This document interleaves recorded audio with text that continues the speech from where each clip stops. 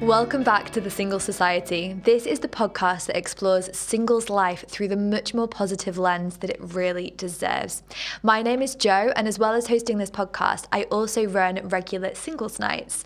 Now, the company started out in Manchester, called The Single Society, same as this podcast, and we've expanded since to lots of other cities. So at the time of recording, we're in Leeds, York, Bristol, but coming to lots more places.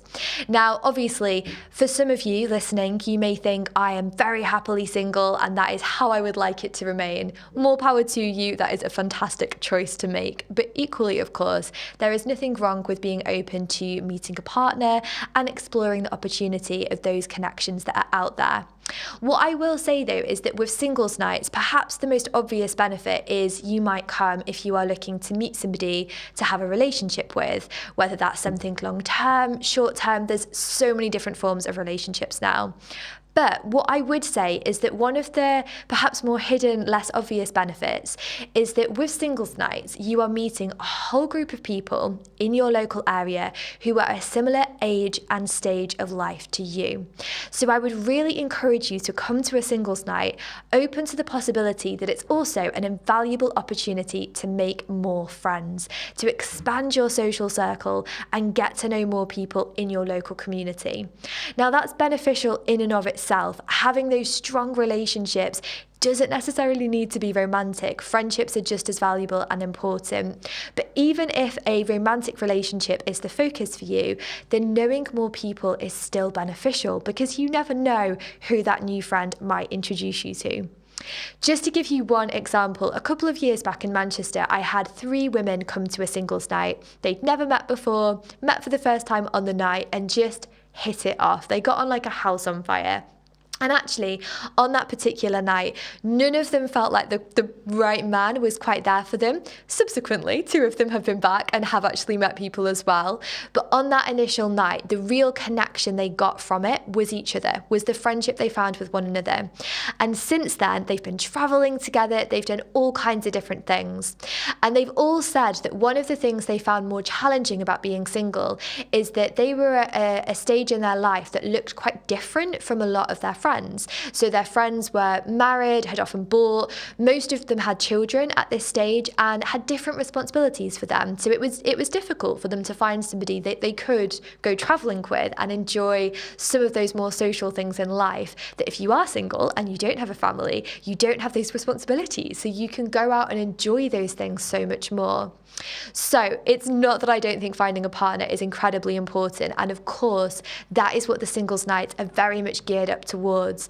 But I really would invest time as well into thinking, who can I connect with? Who can I see afterwards? Now, some groups are amazing at doing this. So one of the singles nights I run regularly is for queer women. And I would say pretty much every queer women singles night that I run, they will make a group afterwards and they will go out and they will do things together. So one of the venues I use in Altrincham, which is in Manchester, has a karaoke bar. And one of the groups that came to a singles night just loved this. They absolutely hit it off and they now go and they do karaoke together regularly. So with singles nights, there's all different ways of taking advantage of it. I will do as much as I possibly can to make it easy on the night to facilitate those friendships and those connections, as well, hopefully, as those romantic partnerships. So when you first arrive, there will be some conversation cards just to start getting the conversation flowing more naturally. So there's 3 different questions on those cards. You can pick the one that you want to ask. And what I find is that sometimes people will come to the singles night with a friend as well. Now that is rare. If you are somebody listening who is thinking you may want to come to a singles night, but you be doing so by yourself, please know that that is very, very much the norm. The vast majority of people do come by themselves, but every now and again somebody will bring a friend along with them for moral support. And the thing that's great about these conversation cards right at the start is even those people that come who do know somebody, it opens up conversations that you would just never normally have. It's enabling you to get to know people on a much deeper level and move past that more superficial small talk. So it's really enabling you to get a sense of who people are nice and quickly. And then through the rest of the evening, there's all kinds of other things to help the conversation flow and help enable you to make friends. So we have quizzes, both a picture round and then quiz boxes. We have lots of games to enjoy. So over the course of the evening, you're getting a real sense of who people are. And in everything about how I promote the events and encourage people along, it is encouraging people who are really open to making those more genuine connections. I think there's a real feeling of fatigue around dating apps.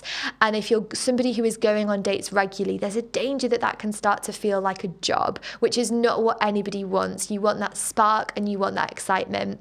So yes, of course, I very much hope that when you come to a singles night, you meet that right partner, whoever that might look like for you.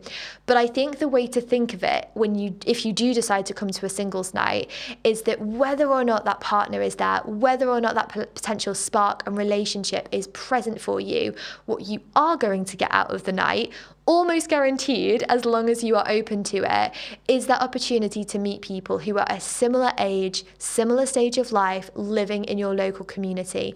And that is a really beautiful thing in itself.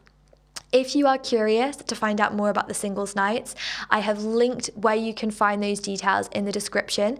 As I say, we're in more and more cities all the time, so do go, have a little look, and you can see more about how those events run. See you there.